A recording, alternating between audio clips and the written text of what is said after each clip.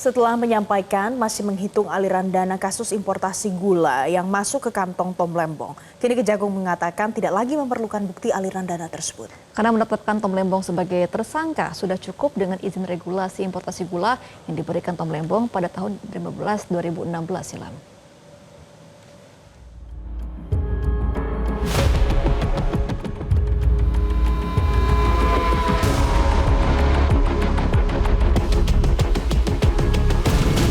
Kejagung akhirnya buka suara menjelaskan kenapa Tom Lembong bisa menyandang status tersangka meskipun aliran dana 400 miliar atas kasus importasi gula belum jelas mengarah ke kantong mantan Menteri Perdagangan itu.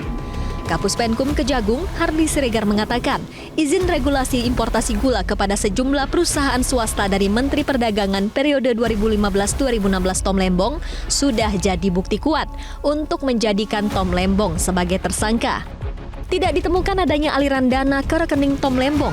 Nyatanya, tak menjadi tolak ukur Tom Lembong bisa lepas dari status tersangka. Pertanyaan saya justru muncul, apakah peristiwa itu bisa muncul kalau tidak ada regulasinya?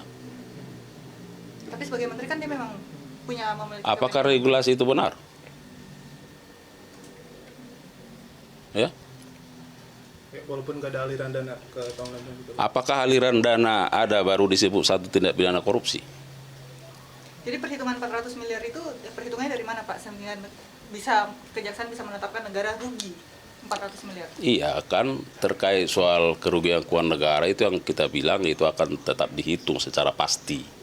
Ya, kita akan menggandeng ahli untuk memastikan berapa kerugian keuangan negara. Ya, jadi belum pasti bahwa kemarin kan sudah disampaikan kalau kita lihat dari harga ya yang dijual itu kan 1.600 ya, harga eceran tertingginya kan berapa 1.300 ya, ada selisih enggak 13.000. Nah dijual kan sekali lagi 13.000 dijual 16.000. Nah kalau kita hitung dengan kuota importasinya dikali dengan selisihnya, saya kira itu kasat mata ya.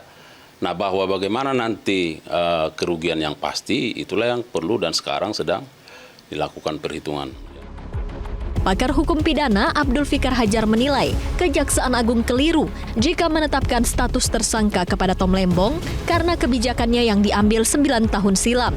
Fikar khawatir banyak orang tak mau menjadi pejabat publik lantaran kebijakan yang dibuat bisa menjadi perkara hukum di kemudian hari. Nggak bisa sembarangan kejaksaan menetapkan orang bekas pejabat publik gitu ya karena kebijakannya kemudian dia dikriminalkan, pidanakan. Kecuali, ada kecualinya memang. Kecuali bisa dibuktikan bahwa dari kebijakannya itu dia mendapatkan sesuatu, ya, mendapatkan uang umpamanya atau materi yang lain gitu, ya. Nah itu kan jelas, itu artinya kebijakan itu didasari pada motif yang lain gitu, ya, motif ekonomi, motif untuk mencari uang dan sebagainya. Nah, Sebelumnya, mantan Menteri Perdagangan Tom Lembong ditetapkan sebagai tersangka bersama Direktur Pengembangan Bisnis PT PPI Charles Sitorus. Di saat Indonesia surplus gula tahun 2015 lalu, Tom Lembong memberi izin impor gula kristal mentah kepada PT AP sebanyak 105.000 ton, padahal yang diizinkan impor seharusnya pihak BUMN. Perbuatan yang dilakukan Tom Lembong diduga merugikan negara 400 miliar rupiah dalam kasus korupsi impor gula. Thomas Lembong dijerat dengan pasal 2 ayat 1 Undang-Undang Tipikor. Pasal ini mengatur bahwa setiap orang yang melakukan perbuatan memperkaya diri, orang lain, atau korporasi secara melawan hukum dapat dipidana penjara minimum 4 tahun dan maksimum 20 tahun. Tak hanya pasal 2, Thomas Lembong juga dijerat pasal 3 Undang-Undang Tipikor. Pasal ini berbunyi dengan tujuan menguntungkan diri sendiri atau orang lain atau suatu korporasi menyalahgunakan kewenangan, kesempatan, atau sarana yang ada padanya karena jabatan atau kedudukan yang dapat merugikan keuangan atau perekonomian negara. Tim Liputan, Metro TV.